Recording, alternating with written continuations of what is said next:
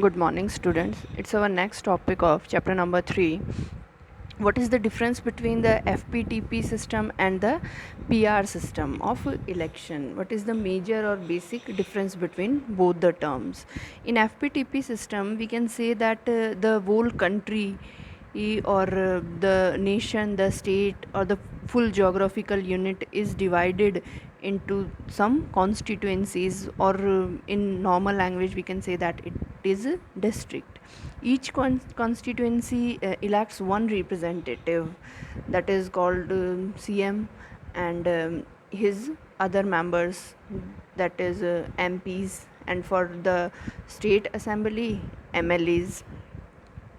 Electoral votes for the candidate, not for the party. Here in FPTP system, we are give our votes to the candidate, not for the party. A party may get more seats in comparison of the voting share in legislative assemblies. For example, in legislative assembly, if a party secure 10 percent share, or maybe the party got 20% of votes, it's a different matter.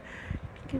Like the 48% of the total votes, and the Congress party secure almost 415 seats in Lok Sabha elections of 1984, like this. The candidate who win might get the maximum votes but not the majority votes.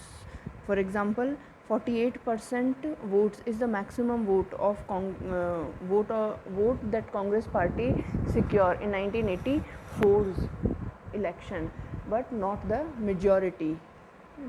Quota of vote is not fixed. There is for the general elections and the normal elections, quota is not fixed. Quota is fixed for the PR system, means for the Rajya Sabha candidates, for the president, for the vice president. Okay. This system is followed in India and Britain. Now the PR system, the whole geographical unit, the whole country is considered as a single constituency, as a single unit. Each constituency elect more than one representative. Okay. The candidates give vote to the party, not for the candidate.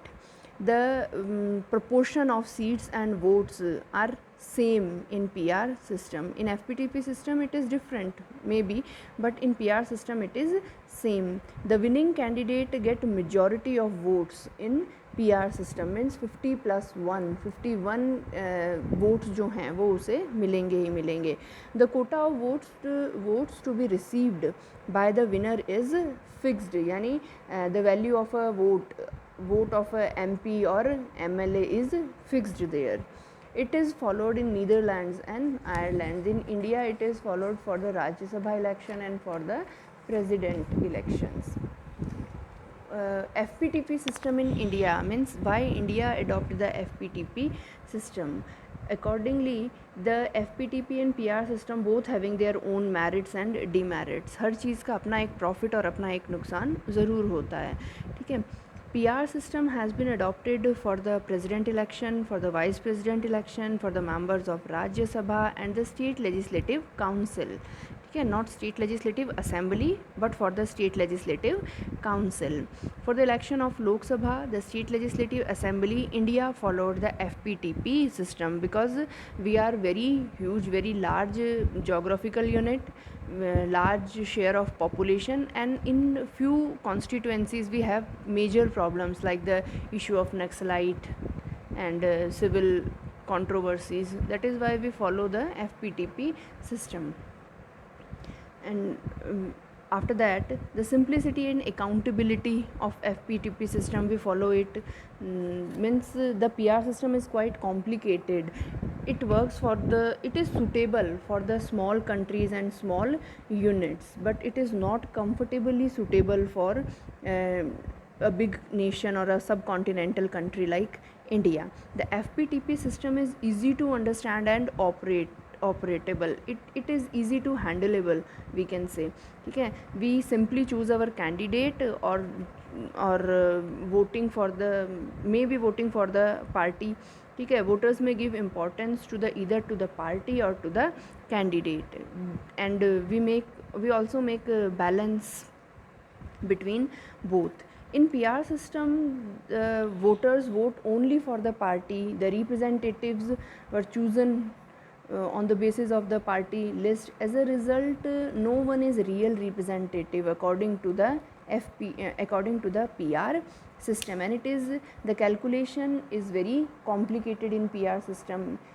For a common person, it is hard to understand that how we judge or how we calculate the single transferable vote system. Okay.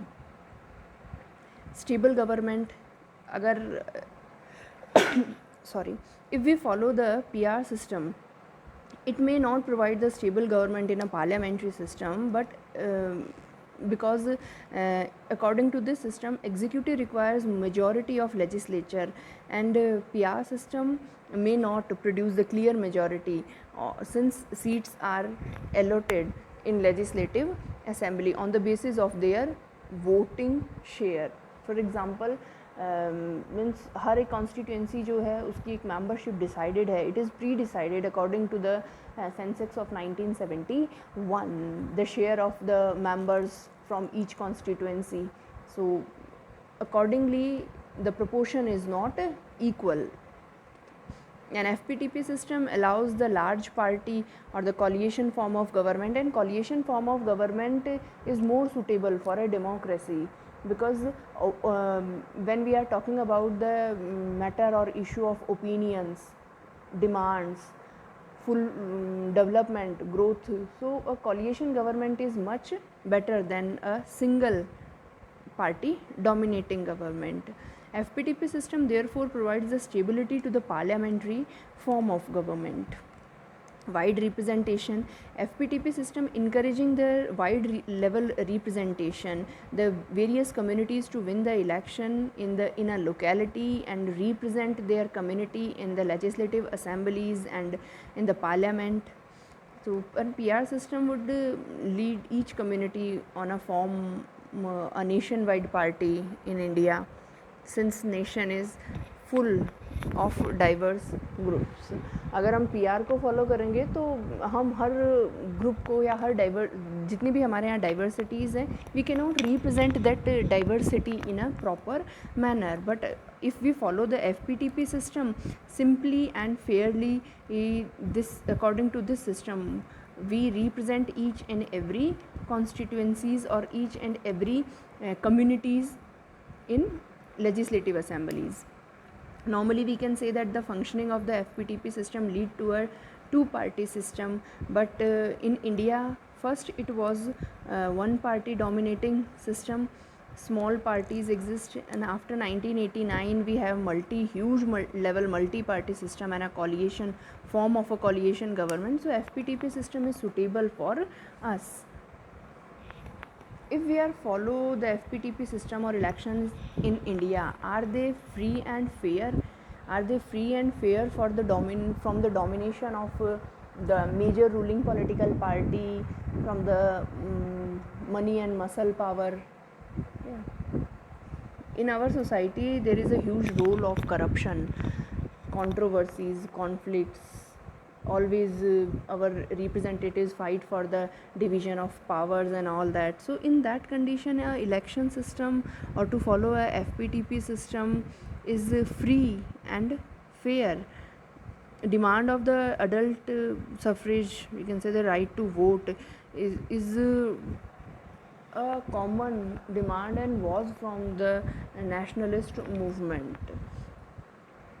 because it helps to reduce the social controversy related to the power domination and all that. The direct election was the pillar of the social revolution, but the new constitution gave people the power to become the master of their own destiny. Means we have a right to choose our representatives, and our system is also a hidden voting system. So it is means we can say that we are very safe if we choose our representative accordingly. So we are safe. No one have a reason to doubt or to mark a question mark on us, and we safely give our vote and we spend a secure life. For President, Vice President and Rajya Sabha Legislative Council elections, we adopt the proportional representation system. Our Constituent Assembly had debated the introduction of the plurality and the proportionate system of representation for elections to the House of People. And PR system representation was favored on the ground that it would help to ensuring the exact representation. The candidates for the president, vice president, for the legislative council and for the Rajya Sabha, they are already elected candidates, so it is a suitable form there. And according to article 81 1 and 171, the Indian Constitution laid out the strength of Lok Sabha and the state legislative assembly and provide the direct election in these bodies on the basis of the territorial constituencies. इसके लिए elections laws जो है, it covers the presidential vice presidential act of 1952, the representation of the people act 1950, the representation of people act 1951, the government of union territories act 1963, supplemented by the registration of election rule of 1960 and the election rule of 1961. All these acts are behind the representation according to the FPTP system and the proportional system. After that, the electoral system is based on the three principles. Universal adult franchise means right to vote, recruited on the part of individual candidate and the political parties, means the party to whom the party gave the ticket. What is the criteria behind the distribution of tickets? And the independent election machinery, means the independent election commission. After that, the universal adult franchise means the right to vote or suffrage or the franchise is available for all the adult citizens in a country, in a nation, without having any discrimination. Means the criteria is the candidate should be citizen of the nation, means the particular candidate is Indian citizen of our nation, must be completed age of 18 years and should not be bankrupt, suffer from any type of disable disease, means absent-minded people, we can say. Likewise, a person can be give voting in the condition, means has re-announced Indian citizenship, okay, and has been debarred by the election commission for fanning communalism or religious hatreds towards the other community, and he was declared as bankrupt or inane. If अगर ऐसा कुछ होता है तो the candidate is not allowed to give vote here. The universal adult franchise have certain merits, means it established the political equality. The laws of state affect all people, hence all them should participate and practice making laws, means follow the rules and regulations, follow the criteria and certain political criterias. It creates the sense of patriotism and strengthening the national unity, means having the strong desire of nationalism. And right to vote is available to all the Indians, all the candidate of a country without any discrimination. It protects the rights of minority because our election commission provides the reservation type of rights. But that right to vote or the universal adult franchise also has some demerits, like the large proportion of the population is uneducated, still it is uneducated, so they don't know about the value of the voting right. They only think that it is the election time period and the voting is a source of income. So it increase the role of corruption in our society. The poor people only thought that it is a time to gain money from all the sides, from all the candidates. They sell their votes. unawareness, or we can say the laziness of the people, that they do not take part in election or election system. It creates or leads to rise of violence in our society.